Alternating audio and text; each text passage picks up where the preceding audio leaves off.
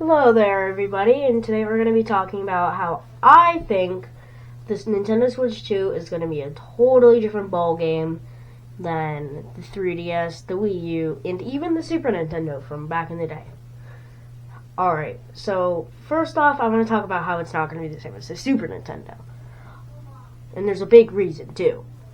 So, with the Super Nintendo, the problem was that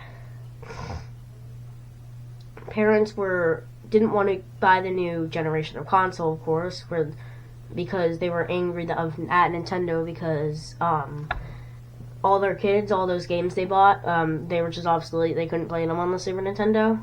So it makes sense that you don't really want to get the next generation console because you can't use the games you already have, and that's a continuing problem today. But with the Nintendo Switch 2, you can play I guess most of your Nintendo Switch games on the Nintendo Switch 2. It probably excludes some things like with Joy-Con support, like I think maybe 1-2 Switch was one that they were talking about, and then Labo was one that they said might not be compatible because of the AR function that isn't going to be there anymore. Oh no, infrared light. Freaking out of control today. Alright, so the reason it's not going to be the same is because, number one, the Nintendo Switch 2 is basically completely backwards compatible with the Switch 1, and parents will be happier about that. So that's more of a reason, and kids won't want to keep their old generation hardware, so they'll be able to put that money towards it, and there will be less Switches around, which is a bad thing for collectors, of course, I know that. Or a good thing for collectors, because they'll be selling them, but... Okay, yeah. So, and then the way I think it's going to be different from the 3DS is because the 3DS really didn't have a good launch. It really didn't have good launch titles.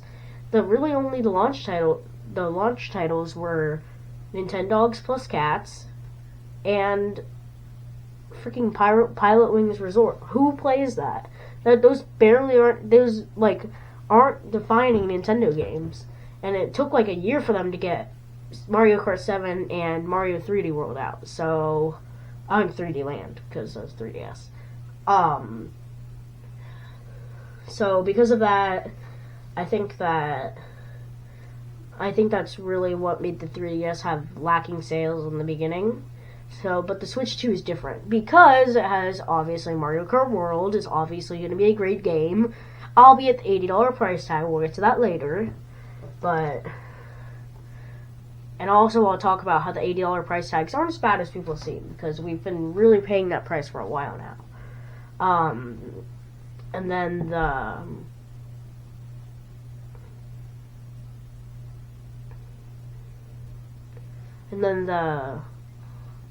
the fact that it's probably going to have a price cut like the 3DS. That's the only thing that makes it the same problem as the 3DS. The fact that it's probably going to have a price cut somewhere in the beginning. Or, no, it's probably going to have a price increase. This is the price cut right now. So if you didn't get your pre-order, you're screwed. I got my pre-order, luckily. Last person at my GameStop to get a pre-order. And now, we're finally going to talk about what everyone's going to talk about, the Wii U. Alright, so Nintendo's always been a company where it's been amazing success, failure. Like, the Wii was one of their best-selling consoles, and then the Wii U just failed. 12-something million units. But I personally think it was a great console, and it had great games, but obviously people didn't think the same. Obviously because of this was because it was called Wii U. Everyone thought the Wii U gamepad was just to add on to the Wii, not a new console at all. So nobody bought it because of not a lot of people bought it because of that. And, yeah, okay, so the marketing was really, really bad. I don't think kids say sweet buttered popcorn, or whatever it was, when they when they're surprised, I'll play a clip of that. With 2 free games. Hot buttered popcorn, that's a deal. But okay, so the reason the Switch 2 isn't going to be the same as the Wii U is because it has a 2 in the name. That's the thing people were talking most about, because Wii U is not a Wii 2. It's a Wii U. That doesn't make sense. That doesn't make sense at all. I don't even know why in what world would they call it the Wii U? I don't know, but that's what happened. But now they're calling it the Nintendo Switch 2, with a big 2 plastered all over things. So that'll get people noticing that this is not just an add-on to the Nintendo Switch, it's a new piece of hardware. And clearly that's working, because everyone pre-ordered the Switch 2. And if they didn't, then half the world got a pre-order and half the world didn't. So luckily I was the only first few to get a pre-order, but also the fact that the marketing currently, they have a lot of marketing already for the Switch 2, and the marketing is really, really good for it. Like, there's the one with the guy from the old Nintendo commercials, where he's like talking on game chat and playing Mario Kart World. That was a really cool commercial. And then there's like a generic Mario Kart World commercial, which obviously, but it gets you going, and it says coming out on this day. So it doesn't drop the price, but it says coming out on this day, which obviously will get kids hyped, because I've been watching YouTube a little bit the past few days, and I've been seeing those commercials a lot on my ads. So that was definitely something that I was noticing, that there was a lot of sponsored Nintendo ads, which is good. They need as much advertisement as they can to get people hyped for this. But because of this, yeah, that's why I think it's not the same as the Wii U. And honestly, I don't know if it's going to be a success again, because they waited too long to release the Switch 2.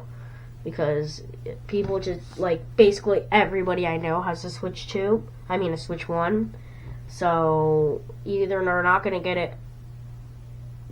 it for a few years, or they're not going to get it at all, because they already have one. Because a lot of kids growing up, they grew up when the Switch came out, so their parents bought that's their dedicated game console, because it has portable and handheld.